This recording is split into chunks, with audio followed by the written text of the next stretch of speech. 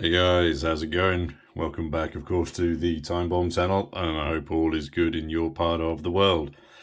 Today's watch is a bit of a follow-up to the video I did a couple of weeks back on the AQ-S19W watch here, and link to that video up there if you're interested. This is one then of the new colorways of the AE1500. The particular model number on this one is, one of those usual Casio very long numbers, is the AE1500WH, WH being the white apparently, 8B2VCF, released in May of this year. I think this particular colorway, it's a kind of a refresh. Sorry, plastics and annoying. It's kind of an additional colorway being added to the range. I paid £29 for this one on Amazon USA. I would rather not have got it on Amazon, as the packaging always arrives knackered, and I think Bezos probably has too much of my salary already. But when I got it, this particular colorway was not yet on sale here in Blighty. And my first thought when I saw the watch and took it out of the box was, why, oh why, would you buy a skimoo over this one? Let me just reveal the watch underneath. Lovely peel and pause and focus in. Yeah, so no disrespect to the Skimoo brand, but really I just don't get why you'd want to spend your money on that when you could buy one of these instead. Yeah, but as always, my opinions are purely personal and expressed, and that's the end of that. So these ones then are called, it's called an off-white. I don't know if you want to call that off-white, muted grey, ghostly hue. It's almost like a putty colour, and when I first took it out of the box, I had the perception that the strap was slightly darker than the case body. But again, even through the camera, I can't really see. Yeah, anyway, I'm not quite sure why they felt the need to leave that lower slice in black and then bring it through here. Maybe just sort of design detail. For me, it would have been perfectly okay just to leave the whole thing monocolor. And again, they've blackened the buckle as well. Again, just doesn't need it. But maybe they didn't have any buckles in that color. Anyway, I'm rambling. Who cares? Because frankly, it doesn't make any difference at all when you consider the clarity and brilliance of that digi display. It's brilliant. I mean, it's not that light here today. I'm recording this. It's not 10:13 in the morning. It's actually in the evening, so I need to readjust the time on that. I think it's come in the US time, and I still haven't finished. I've been faffing around with it, but I haven't adjusted the time. No comment. That's the way my brain works. Sorry, it's quite dark, isn't it? More importantly, let's move on to the key speckage. These things are coming at 50 mils across, and as I say, that's 50 mils with the full bezel protectors there. It's then a substantial 54 mils north to south. At the thickest point, it's 15 mils deep. But again, as you can see, that's only certain sections of it where it's that deep. So you would indeed be forgiven for thinking that this is quite a chunker. But when you throw it on wrist, and again, as always for reference, my wrist is 7¼ inch. It's one coming through.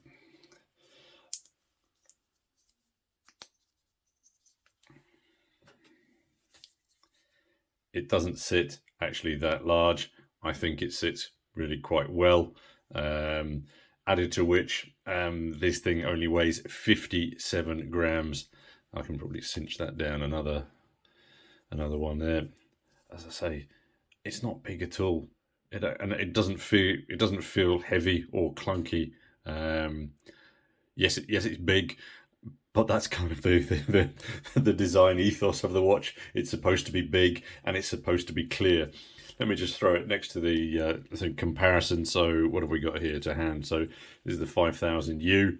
So you can see, yeah, it's much bigger, but look at the clarity. I'll touch on that in a second.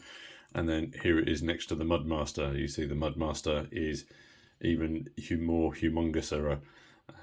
So yeah, it sits somewhere in between, doesn't it, really? I mean, there's the helm up there, And as I say, there's the AQ there that it sits next to. It's quite similar in size, but I mean, pull that down because again, that's something that I wanted to reference on these two. That yes, the 1500 is bigger, but I'd take it any day over this AQ. The legibility of the dial. I know this is an ana digi, so there's more information cluttered into that dial, but yeah, it's a no-brainer. And this is, of course, is the neg display, and it's not a MIPS either. So it's running the module 3502, and I'll drop a link down below to the instructions on that one. So, and just again, I hate doing this through the camera. So function-wise, you've got alarms, timers, stopwatches, and then of course you have your GMT alternative, which you can set here then is your dual time. And you can see, and as I say, that for me is quite useful. I think there's 5 alarms in total. You've got a calendar running up until 2029. And then as you can see down here on the 3 o'clock, you've got the countdown 10 seconds over here. Again, so nice feature that's, again, big, clear, easily visible. And again, you've got the additional countdown seconds on the bottom there. These come with then 100 meters worth of watery goodness. They do as well, let's look at the case back there. You get simple screw in. Nothing too complex there, but for 29 quid, that's what you're going to expect. If the neg display isn't your thing, and it isn't clear enough for you, I mean, for me, it's working absolutely fine. I'll put some daylight shots up as well, so you can see what it looks like in the sunlight. They do come in positive displays. The first one up is then this blue. Again, so yeah, blue contrast with that standard digi display, or then the light black. I call it light black because I'll contrast it in a second with with what I would then call the dark black, which is the negative display, you know, the stealthy option. Or you then have this sand tan color also. Now I'm assuming, I haven't tested it because this is the only one of these that I've got, that the bezels and straps will be interchangeable. So for example, if you like this putty and you wanted to put it on a positive display, it'd be nice and easy for you to do so, is just to swap it out for one of the others. And again, for 29 quid, you could create yourself two brand new watches, blah blah. I'm thinking, rather than calling this the Illuminator, as they have done, it probably should have been called the Eliminator. But again, that's just the way my brain works. There is an amber light up on here. Again, you're not going to be able to see it in here, so I'll do that in the dark. It's not light up the room kind of impact, but I like the fact that it lights up the digits, and it certainly works well enough for me. The other thing that I like about these is that they do allow for the 24-hour time format, which is a pet favorite of mine on digis. But it's kind of odd because the way you action it is by holding and pressing the 4 o'clock button, but there is no beep to confirm that nothing flashes up on screen to confirm that you've actually done that. So the only way of knowing is that when you reset the time or when you pass by 12, then you can see that you're in 13 or 1. Anyway, the digi displays as well that I'm talking about, one of the reasons that I like it, again, because there's a huge amount of real estate on the dial for that digi display. Again, I really like that, and that makes it super legible even at quite a long distance, which for people with aging eyes like mine is a real bonus. So I think, you know, for the older folks amongst us, you know, that's going to be greatly appreciated. The buttons as well on the side are huge, lovely big presses. Again, if you compare them to, you know, the buttons on the squares, you know, they're almost, you know, double, triple the size. There's no hatchings on them as such, so it could be slippery when wet. But I mean, you've got enough purchase button area there that yeah, it really works. Again, talking about slippery when wet, I think. Thinking about that case back again, it's very, very simple, flat, and that could become a bit of a sweat slide in the heat. I haven't tested it as such, and I'll let you know my thoughts on that one. Couple of dislikes. Well, I've been waxing lyrical about this one, and the first thing is on the bezel. this 10-year battery nonsense that they've decided to print on the bottom here. It's just dumb and it's redundant.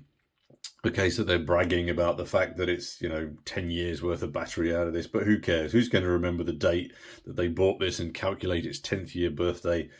No. Just leave Casio at the top or Illuminator at the top and put Casio here, Illuminator there, or vice versa, whatever. Added to that, I don't think that most normal people are going to change the battery most normal people are going to change the battery when it runs out and not think, oh, I'm going to buy a battery in 10 years' time. Silly. In addition to which, if you're using the lights and those other functions, perhaps it doesn't last those 10 years again. So it's just kind of silly. Another dislike, and that is these faux screws. They're kind of like a childish inclusion. I mean, they just like finish it off here as they have done there. I mean, it's just silly. They don't need them there. It's not a deal breaker for me on the watch, but I mean, again, you've got that whole swollen aspect here. Maybe there is something inside which is connecting them. It's probably just a protrusion where it links together, but don't put the screws on the top. They don't need to. They've done everything else so very, very well. I saw much talk on the forums of the previous versions of these, and people swapping out the straps, saying that they weren't particularly brilliant quality, and people also commented that the buckles have a tendency to break quite easily. Again, I don't have experience of that, just having had it out of the box, so just reporting that back to you. The fact on first fingering, the strap sort of feels quite smooth and supple, and of course it has those decent grippage aspects in there, which then hold the keeper in place, and they work very, very, very well indeed. I have also seen some feedback saying that the build quality on these is not brilliant, and that water vapor can get under the screen. So again, I'm going to need to use this a little bit, take it in the bath and the swimming pool when we take the baby, and see if that actually does happen. If it does, I'm going to post a vid up here to show you what has happened. Or maybe with these newer versions, they've cinched the closures on all this a little bit tighter. I don't know. Again, that just needs a little bit of testing. But if you've got some experience, let us know. But for 30 quid, I think this is kind of low-hanging summer fruits for a watch nutter.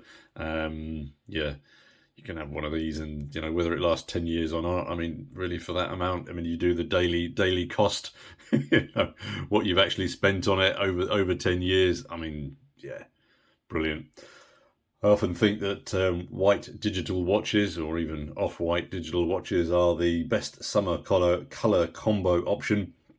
So I'll keep you posted, as well as if I'm having to fight off the honeys or the honeybees whilst wearing that on the beach.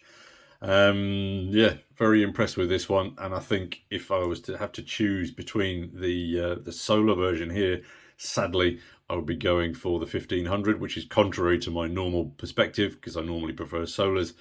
But I just think legibility-wise, this one is just an absolute winner. The dial on that, the solar cells and everything, I really, really liked it. And the screws on this one are probably functional.